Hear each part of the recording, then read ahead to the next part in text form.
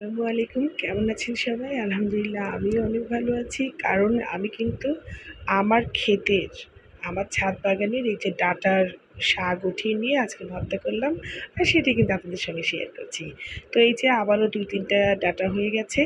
তো ভাবলাম যে মানে পাতাগুলা এত লকলক করছে দেখে খুব লোভ হলো। তো এসেই কিন্তু মানে ভাতের মধ্যে শাকটা সিদ্ধ করে নিয়েছি।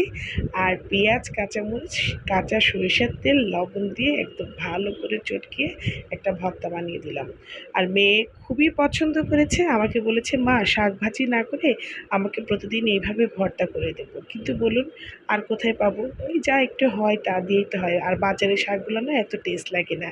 যেটা নিজে লাগানো শাক মানে লাগিয়ে যেই ভর্তাটা খাওয়া হয় সেটার টেস্টই আলাদা। তো যাই হোক, আমার এই মানে সিম্পল রেসিপি আপনাদের যদি ভালো লেগে থাকে অবশ্যই লাইক কমেন্ট শেয়ার করবেন। আল্লাহ হাফিজ।